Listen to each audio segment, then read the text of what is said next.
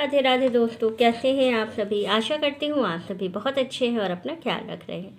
राधा रानी अपनी कृपा आप सब पर बनाए रखें। दोस्तों, आज हम बात करेंगे सकट चौथ की। सकट चौथ में अगर हम अपवित्र अवस्था में हैं तो हमें कैसे पूजा करनी चाहिए। चंद्रमा को अर्घ्य देते समय मैक्सिमम लोग ये गलती करते हैं। तो आइए चलिए जान लेते हैं कि कौन सी गलती हमें चंद्रमा को अर्घ्य देते समय नहीं करनी है।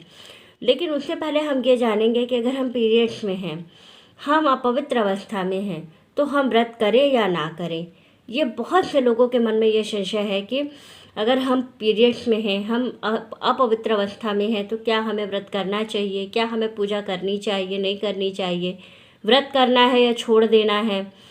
तो बहुत सारे क्वेश्चन हैं। तो आइए चलिए सभी के जवाब दे देती हूँ और आपको बता भी देती हूँ कि आपको चंद्रमा को अर्घ्य देते समय किन नियमों का पालन जरूर करना है और कैसे आपको अपनी संपूर्ण पूजा करनी है। पूजा की सरल विधि मैंने अपने वीडियो चैनल पर अपलोड कर दी है, आप वहां से चेकआउट कर सकते हैं।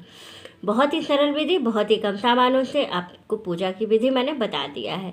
अब हम लोग बात करेंगे सबसे पहले कि पीरियड्स में हमें पूजा कैसे करनी है, व्रत करना है या नहीं करना है। तो देखिए, पीरियड्स अगर आ जाते हैं, पहला, दूसरा, तीसरा, चौथा कोई भी दिन है, तो आपको पूजा नहीं करनी है। 4 दिन तक आपको पूजा नहीं करनी है। अगर आपका 5वां दिन है तो आप बाल धुल करके और दिन भर का व्रत रख करके शाम को पूजा कर सकते हैं।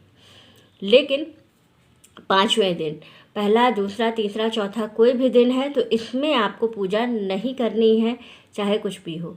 उस दिन अगर पहला दिन या दूसरा दिन है तो आप बाल धुल सकती हैं। बाल धुल करके पवित्र हो जाइए, मतलब इतना पवित्र हो जाइए कि पूजा के स्थान से आ जा सकिए और कोई चीज़, लेकिन टच आपको कोई भी चीज़ नहीं करनी है, कुछ भी टच नहीं करना है, कोई भी चीज़ छूनी नहीं है, जल नहीं चढ़ाना है, भगवान को कोई चीज़ चढ़ाना नहीं है, गणेश जी को कुछ भी नहीं करना है।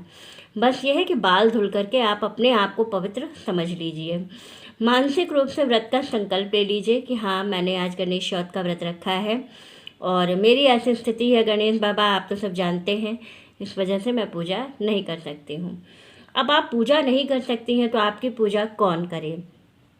तो आपकी पूजा या तो आपकी सास कर सकती हैं, या तो आपकी जिठानी हो वो कर सकती हैं, आपकी नंद कर सकती हैं। लेकिन अगर मान लीजिए कि आप कहीं ऐसी जगह पर रहती हैं जहाँ सास भी नहीं है, नंद भी नहीं है, जिठानी भी नहीं है, तो पूजा कौन करेगा। तो ऐसी स्थिति में आप अपने हस्बैंड से पूजा करा सकती हैं।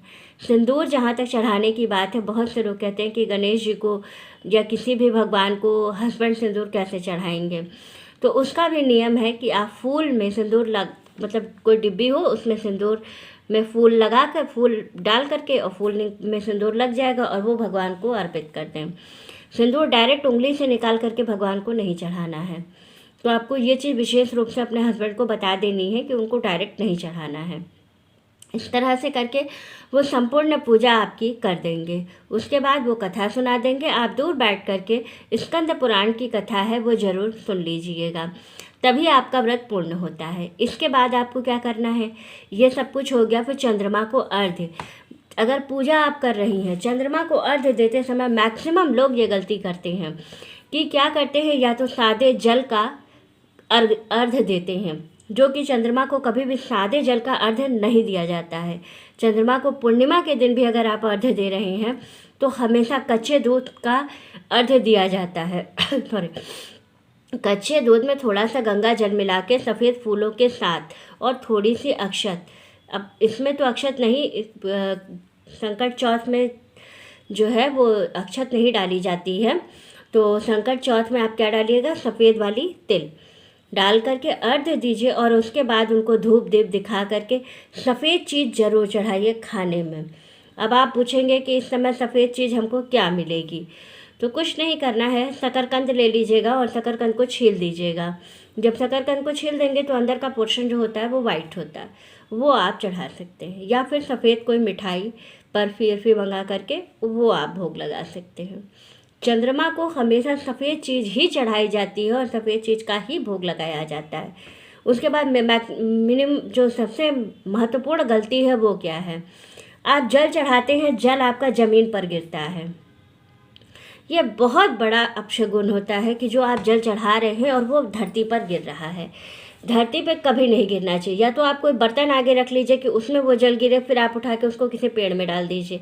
या तो आप क्या करिए, कोई गमला आगे रख लीजिए, उसमें जल अर्पित कीजिए, जिससे कि आपका जल जो है वो गमले के मिट्टी के अंदर जा कर के और वो एब्जॉर्ब हो जाएगा, वो बहेगा नहीं।